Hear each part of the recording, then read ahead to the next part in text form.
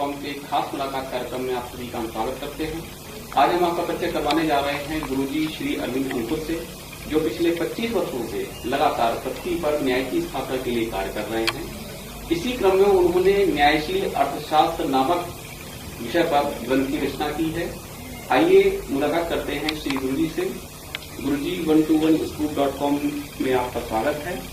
हम सबसे पहले आपसे ये जानना चाहेंगे कि ये न्यायशील अर्थशास्त्र क्या है और वर्तमान परिस्थितियों में इस न्यायशील अर्थशास्त्र की आवश्यकता क्या है? जी,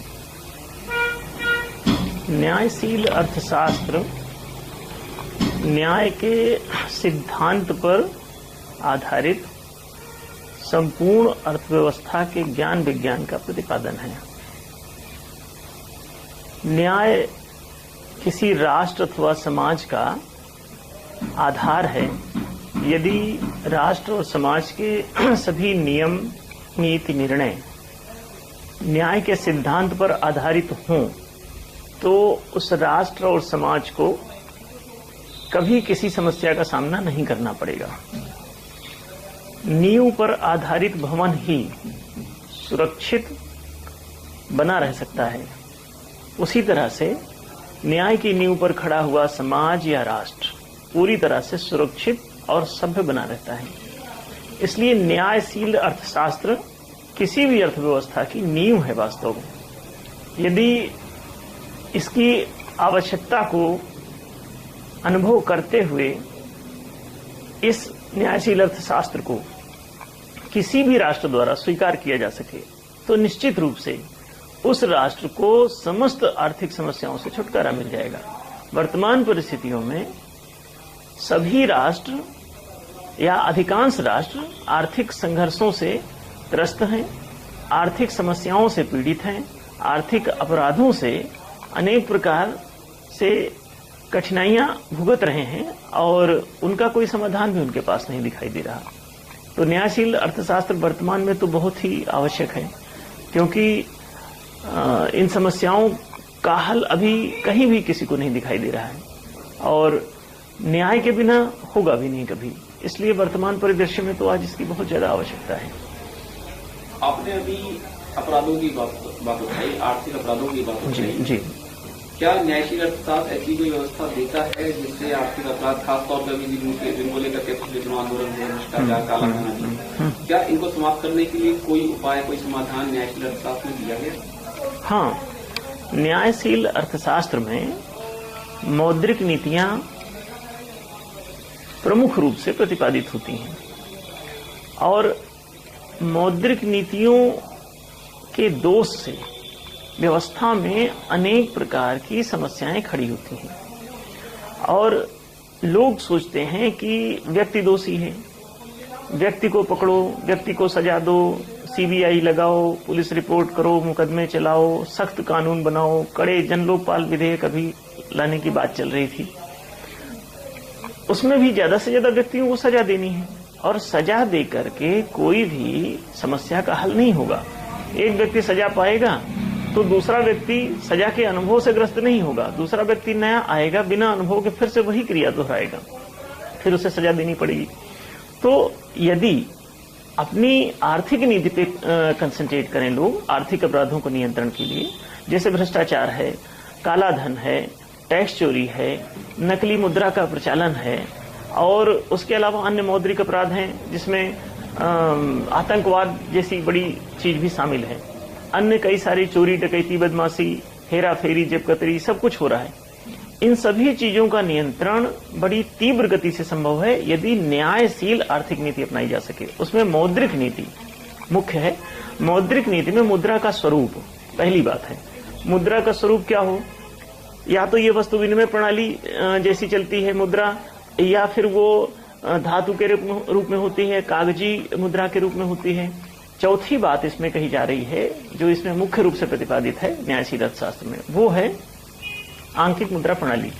मतलब यह है कि मुद्रा का आंकिक स्वरूप digitalised form, digital currency system के नाम से उसमें उल्लेखित किया गया है, जिसको अपनाते ही उसी दिन, जिस दिन ये लागू होगी उसी दिन 100% भ्रष्टाचार, 100% काला धन, 100% टैक्स चोरी, 100% नकली करेंसी और 100% अन्य सभी प्रकार के मौद्रिक अपराध या आर्थिक अपराध समाप्त हो जाते हैं।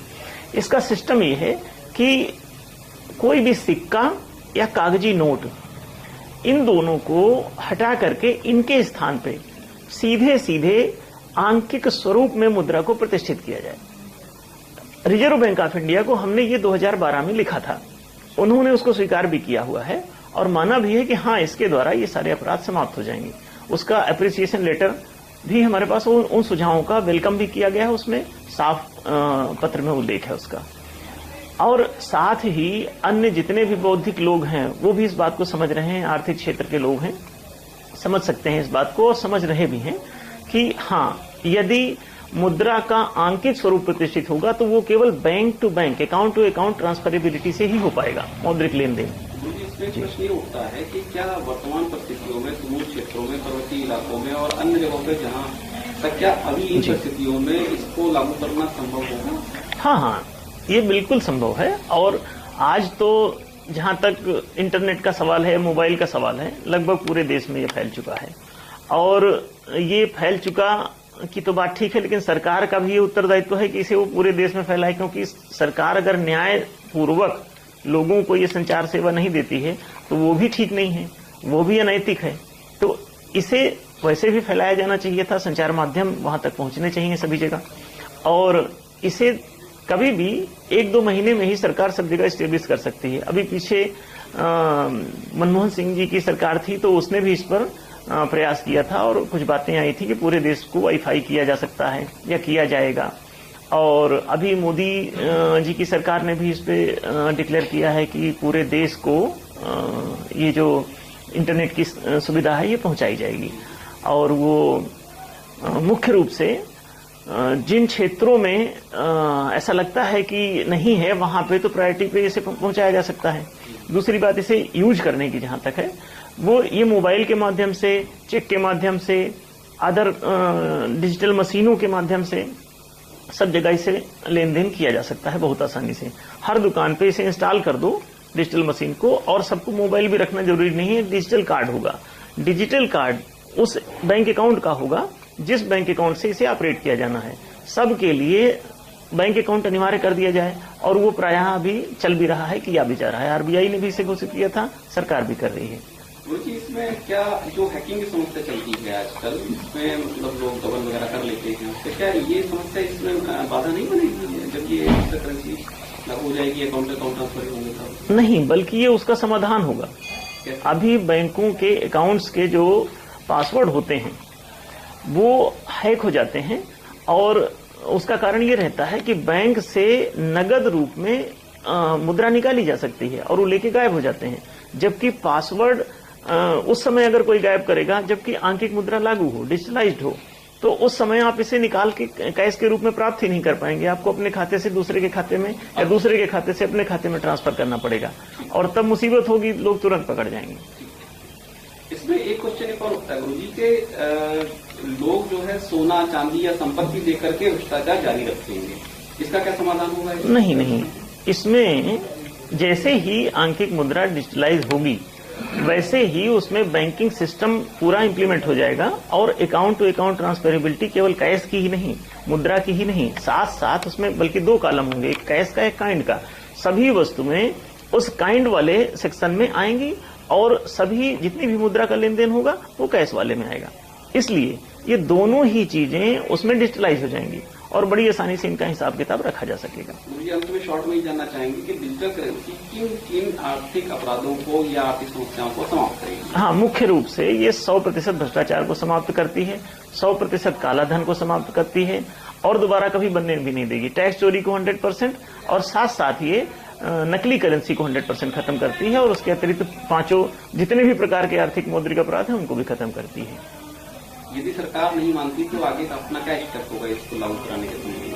सरकार वैसे भी अभी तो सहमति है, आरबीआई ने भी इस पर सहमति दी है कि इसको लागू किया जाएगा। थोड़ा इसका इंफ्रास्ट्रक्चर डेवलप करने में समय हल्का फुल्का लगेगा और उसके लिए जनता तैयार है, क्योंकि हजारों सालों से भ्रष्टाचार, बदमाशियां सब चल रही हैं, गलत इतने अपराध चल रहे हैं, वो सब नियंत्रित हो जाएंगे इसके द्वारा। तो 1-2 साल लग भी जाए तो कोई दिक्कत की बात नहीं है इसमें। ठीक है गुरुजी, हम लोग एक छोटा सा ब्रेक लेंगे। मित्रों, अगले ब्रेक में हम लोग ये जानेंगे कि जो अपने देश की आर्थिक संकट की समस्या है, जिसके लिए एफडीआई वगैरह को आमंत्रित करना पड़ता है, उसका इस न्यायशील अर्थशास्त्र में क्या समाधान है।